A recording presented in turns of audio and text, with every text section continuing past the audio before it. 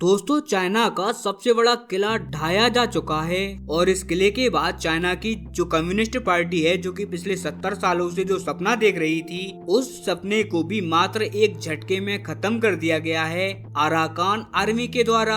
अब आखिरकार ये सब कैसे हुआ है, तो सबसे पहले तो आप यही समझ लीजिए। दरअसल आप जरा आपकी स्क्रीन पर चाइना का ट्रेड रूट देखिए। ये है चाइना का ट्रेड रूट। मतलब कि अगर चाइना को एशिया के अंदर या अफ्रीका के अंदर कोई भी सामान बेचना है तो वो इसी स्टेट ऑफ मलक्का से होकर भारत के अंडमान आइलैंड्स के पास से होते हुए पूरे एशिया, अफ्रीका, यहाँ तक कि यूरोप के अंदर भी अपने सामानों को भेज सकता है। इसके अलावा सबसे अहम बात जो है वो है चाइना की एनर्जी नीड जो है, यानी कि चाइना को जो कच्चा तेल चाहिए, जो गैस चाहिए, वो भी इसी स्टेट ऑफ मलक्का के जरिए चाइना में आती है। लेकिन आप जरा देखिए, ये काफी लंबा रास्ता है। इसके अलावा यहाँ पर अड़चन ये है। लेकिन दोस्तों, उससे पहले अगर अभी तक आपने इस चैनल को सब्सक्राइब नहीं किया है तो आपसे विनम्र निवेदन है कि आप इस चैनल को सब्सक्राइब कर नोटिफिकेशन बेल को ऑन कर लीजिए और वीडियो को लाइक कर दीजिए। चलिए हम वीडियो में वापस आते हैं कि भारत और अमेरिकी नौसेनाओं के बीच से होकर ये सामान बड़ी आसानी से लेकर जाते हैं। लेकिन अगर भारत और अमेरिका चाहें तो चाइना के सामान को रोककर चुटकियों में चाइना को घुटनों के भर ला सकते हैं। इसके अलावा यहाँ से सामान ले जाने का खर्चा भी बहुत ज्यादा है,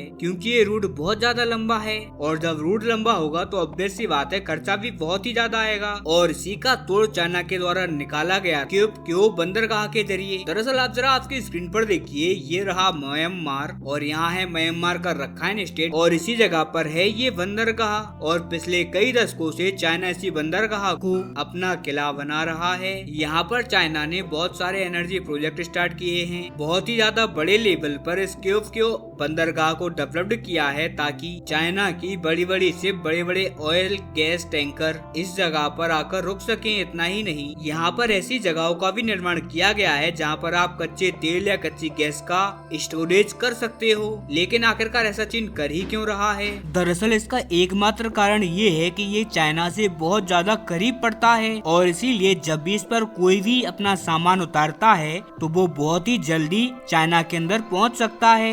इसी वजह से चाइना यहाँ से गैस और कच्चे तेल की पाइपलाइन म्यांमार से गुजारकर चाइना तक ले जाना चाह रहा है। और चाइना की प्लानिंग भी यही है कि स्टेट ऑफ मलक्का में अगर फ्यूचर में कोई भी विवाद हो जाता है या अमेरिका और भारत के साथ कोई भिड़ंत हो जाए तो वो इस रास्ते के इस्तेमाल से अपनी गैस और अपनी जरूरत की चीजों का निर्यात कर सकें, अरब देशों से कच्चा तेल मंगा सकें। और इसी वजह से अगर कभी भी फ्यूचर में कोई भी कॉन्फ्लिक्ट होता है तो ऐसे में अमेरिका उसे मात नहीं दे पाएगा और घुटनों पर नहीं लेके आ पाएगा। इसी वजह से ये चाइना के लिए बहुत ज्यादा क्रूशल है। और आप मानकर चलिए कि अगर कल को चाइना के साथ कोई भी विवाद हो जाता है, अमेरिकी नौसेना का या दक्षिणी चीन सागर में किसी भी देश के साथ युद्ध हो जाता है या फिर ताइवान के साथ चाइना एक युद्ध कर लेता है ताइवान को कब्जाने के लिए, तो ऐसे में जब उसके ट्रेड रूट काट दिए जाएंगे स्टेट ऑफ मलक्का वाले, तो ऐसे में ये क्यों ही चाइना की लाइफलाइन बनेगा। इसी जगह से चाइना अपना कच्चा तेल और गैस तो मंगाएगा ही, बल्कि यहीं से अपना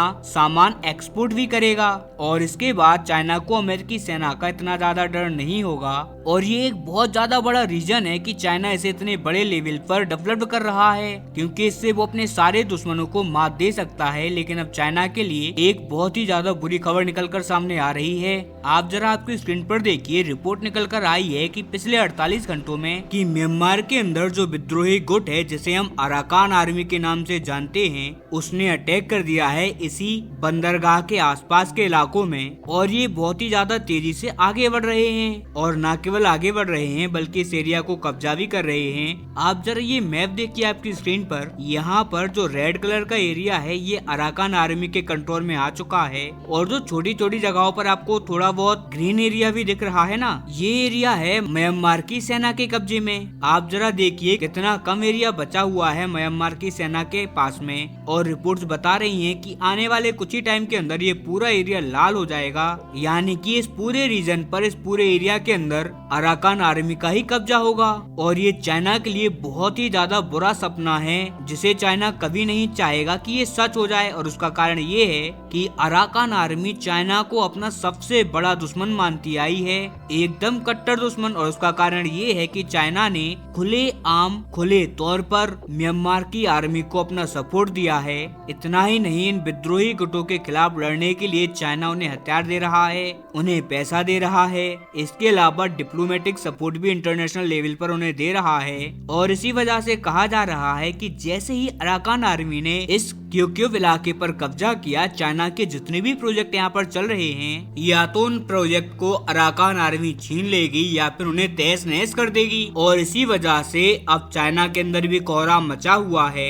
इसके अलावा चाइना के अंदर बैठे कम्युनिस्ट सत्ताधारियों की भी धड़कनें बढ़ा दी हैं, क्योंकि उनके लिए ये रास्ता बहुत ज्यादा क्रूसल है। और अराकान आर्मी का इस बंदरगाह पर कब्जे का मतलब है कि अब उनकी जो 70 साल की प्लानिंग है उस पर साफ साफ पानी डलता हुआ दिख रहा है। और अब कुछ भी क्यों ना हो जाए, अगर गलती से भी अराकान आर्मी उस पर अपना कब्जा कर लेती है तो चाइना तो उस जगह को अपने हाथ से खो ही देगा और फिर वो शायद उसका इस्तेमाल कभी ना कर पाए। या फिर ये भी हो सकता है कि उस पूरे प्रोजेक्ट को अराकान आर्मी तहस नहस कर दे, जिससे कि अगर फ्यूचर में अराकान आर्मी उस जगह से हट जाती है किसी कारण से, तब भी उनका जितना पैसा चाइना ने लगाया था वो सारा पैसा डूब जाएगा। एक तरीके से संपूर्णतः अब ये प्रोजेक्ट नष्ट होने वाला है। खैर, इस खबर पर जैसे ही कोई फ्यूचर में अपडेट आएगी मैं आपको अपडेट जरूर दूंगा, इसीलिए आप भी इस चैनल को सब्सक्राइब करके रखना।